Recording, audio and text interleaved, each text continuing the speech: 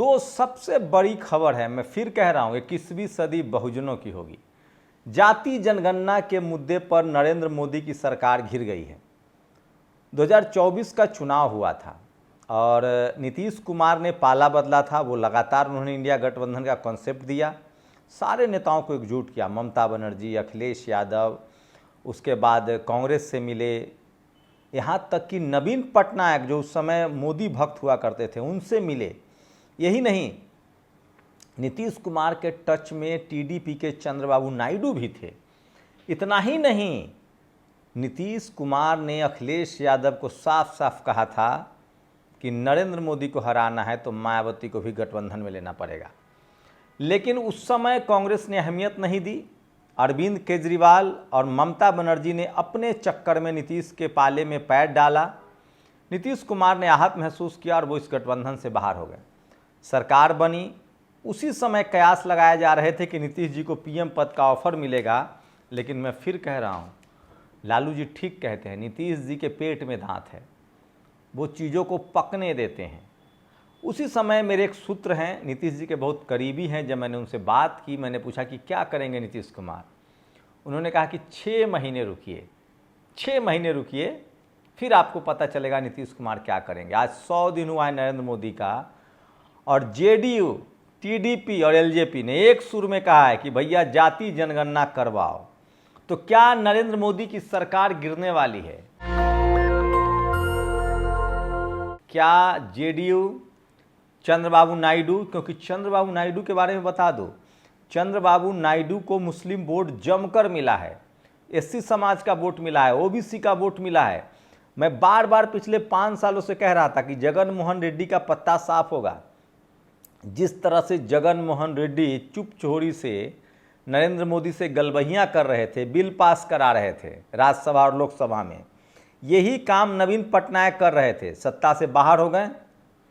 वहीं चंद्रबाबू नायडू को पूरी तरह से एहसास है कि बीजेपी के एजेंडे पर रहकर, हिंदू मुस्लिम करके, रिजर्वेशन के खिलाफ जाकर, जाति जनगणना न कराकर पॉलिटिकल ज़्यादा सर्वाइव नहीं हुआ जा सकता है। लेकिन मैं फिर कह रहा हूँ, ये काम कांग्रेस के बस की बात नहीं है। कांग्रेस जब सत्ता में थी तब उस समय के बीजेपी के बैकवर्ड और दलित नेता बोलते थे।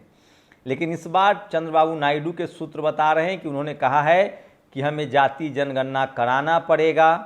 जेडीयू पहले से बिहार में जाति जनगणना करा चुकी है, और उसके बाद आपको बता दें कि एलजेपी भी लगभग इसी के पक्ष में है। इसका मतलब है कि सरकार के जो 3 पाए हैं जिस पर सरकार टिकी हुई है, जेडीयू, टीडीपी और एलजेपी, अगर जाति जनगणना सरकार नहीं करवाती है तो सरकार गिर जाएगी।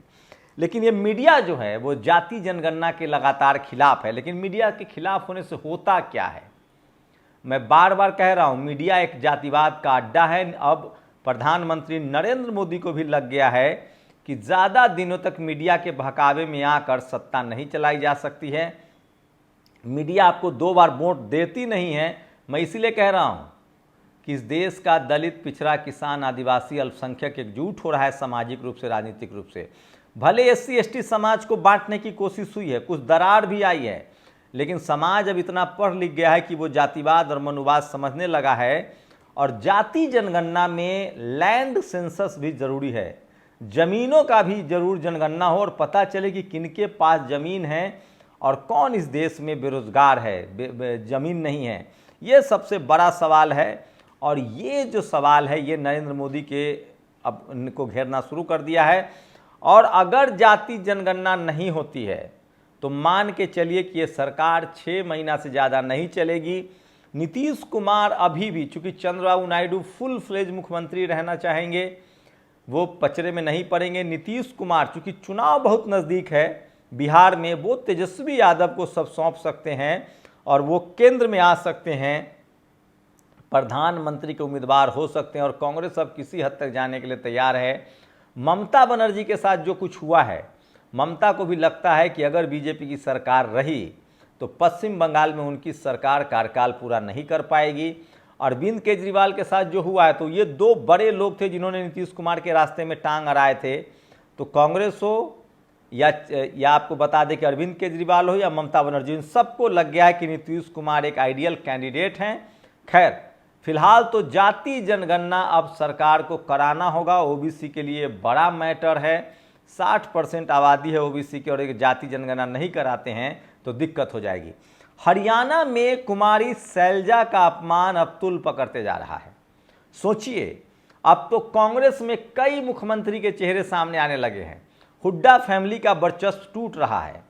आपको बता दें कि अब तो सुरजेवाला कह रहे हैं कि मुख्यमंत्री बनने के लिए विधायक बनना कहाँ जरूरी है, कोई भी आदमी मुख्यमंत्री बन सकता है। 6 महीने के अंदर उनको विधानसभा का मेंबर बनना पड़ता है। वहीं आप सोचिए कि बीजेपी ओबीसी कार्ड चल रही है, लेकिन कांग्रेस में इस बार हुड्डा फैमिली के तो मुख्यमंत्री बनना तय नहीं है। कुमारी शैलजा ने भी हुंकार भर दिया। उन्होंने कहा कि मैं क्यों नहीं मुख्यमंत्री बन सकती हूं। 20 से 25% एससी समाज की आबादी है वहां और मुख्यमंत्री की बड़ी दावेदार हैं कुमारी शैलजा। लेकिन सबसे बड़ा ऑफर आकाश आनंद ने कहा है। आकाश आनंद ने कहा है कि कुमारी शैलजा जी, आपका सम्मान उन पार्टियों में नहीं हो सकता है, आपके लिए बीएसपी में स्वागत है। तो बीएसपी अब नए तेवर की राजनीति कर रही है और सोशल मीडिया पर वो लगातार एक्टिव हैं। मैं फिर कह रहा हूँ, कुश कुमार वॉयस ने द कुश वॉयस ने सही लिखा है कि कक्षा बदलते रहने से डायरिया है, जो पेट खराब होता है वो ठीक नहीं होता, उसके लिए आपको दवाई लेनी होती है। 60 साल तक कांग्रेस ने राज किया है, 15 साल से बीजेपी अब राज कर रही है। एससी एसटी ओबीसी के हालात नहीं बदले हैं क्योंकि लीडरशिप जो है वो सवर्ण समाज के हाथ में। और ये बात पंजाब हरियाणा में अब घूम रही है।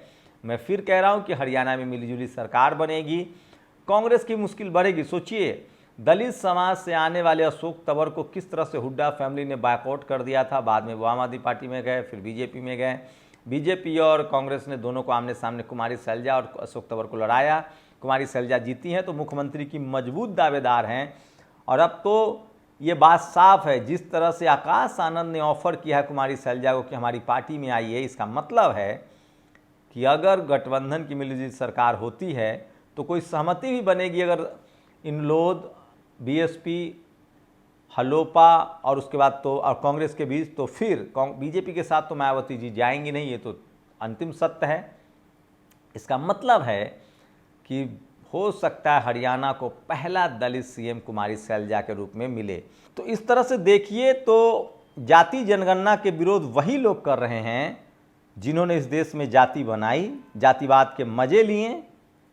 और यही सब थंगलान में दिखता है। थंगलान जो मूवी आई है, इसीलिए इस देश के जातिवादी मनुवादी उस फिल्म से नफरत कर रहे हैं। और यहाँ तक कि प्रयागराज में तो फिल्म नहीं चलने दे रहे हैं, पूरे दिल्ली एनसीआर हिंदी पट्टी में फिल्म नहीं लगने दिया जा रहा है। लेकिन उससे क्या होगा, फिल्म तो आपको दिखानी पड़ेगी। जाति जनगणना में इस सरकार के नस दबा हुआ है। जाति जनगणना से पता चल जाएगा कि कौन लोग नौकरियों में हैं, कौन लोग high court, supreme court, media, judiciary, college, university, bureaucracy, business में कौन है और कौन लोग अपनी हार तोड़ मेहनत से इस देश को मजबूत बना रहे हैं।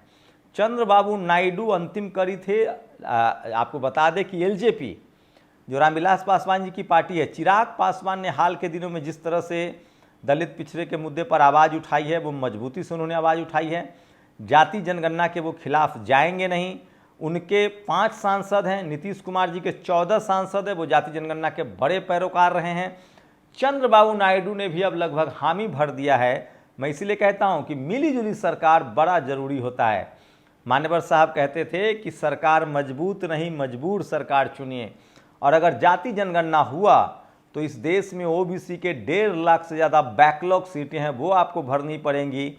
तमाम प्राइवेट सेक्टर में जो कंपनियां हैं, वहां नौकरी करने वाले लोग कौन लोग हैं, संपत्ति किनके पास है, शहरों पर किनका कब्जा है, media, judiciary, high court, supreme court में किनका कब्जा है, कॉलेज यूनिवर्सिटी में कौन प्रोफेसर बन के बैठे हुए हैं, बिजनेस में किनका कब्जा है, स्पोर्ट्स, सिनेमा, सब दूध का दूध और पानी का पानी हो जाएगा। और इससे जातिवाद खत्म होगा, हर कम्युनिटी के लोगों को बराबर आने का मौका मिलेगा। और जो सुप्रीम कोर्ट और हाई कोर्ट में जो 2 बैठे हुए लोग हैं, कॉलेजियम वाले जज, जो बीच बीच में सगुफा छोड़ते रहते हैं कि ओबीसी में क्रीमी लेयर है, कुशवाहा, कोयरी, कुर्मी हिस्सा खा रहा है, एससी में रविदास समाज के लोग हिस्सा खा रहे हैं, पासवान हिस्सा खा रहे हैं, एससी में मीना खा रहा है, ये सब दूध का दूध और पानी का पानी हो जाएगा। मैं आपको एक बार रिकैप कर दूं, बिहार में जो जाति जनगणना हुआ था उससे साबित हुआ था कि कि 10% सवर्ण समाज के पास 90% संपत्ति, जमीन, बिजनेस, नौकरी है और 90% SC ST OBC किसानों के पास सिर्फ 10% है। तो जाति जनगणना से देश मजबूत होगा। पूरी दुनिया में जाति जनगणना होती है लोगों की और उसके हिसाब से पॉलिसी बनाई जाती है। और ये तो तय है कि देर सवेर जाति जनगणना तो 6 महीने के अंदर अब करानी पड़ेगी बीजेपी को। लेकिन आपके लिए एक सवाल है, जाति जनगणना का विरोध कौन करता है? हाईकोर्ट, सुप्रीम कोर्ट, वहाँ कौन लोग बैठे हैं? मीडिया, वहाँ कौन? तो मैं बार बार कह रहा हूँ, इस देश में कौन लोग हैं जो जाति जनगणना का विरोध कर रहे हैं? जब पेड़ पौधे, नदी नाली सब गिने जाते हैं, SC ST की हर साल जनगणना होती है, तो आदमी की तो जनगणना होनी चाहिए, पता तो चले कि मलाई कौन खा रहा है और कौन इस देश को मजबूत करने के लिए हार तोड़ मेहनत कर रहा है। शुक्रिया। नेशनल दस्तक की आपसे गुजारिश है कि अगर इसको बचाना चाहते हैं तो नेशनल दस्तक को सब्सक्राइब करने के लिए रेड कलर के सब्सक्राइब बटन को दबाएं, फिर बेल आइकन की घंटी दबाएं। नेशनल दस्तक को बचाने के लिए बहुत जरूरी है कि हर खबर को शेयर करें, लाइक करें, कमेंट जरूर करें।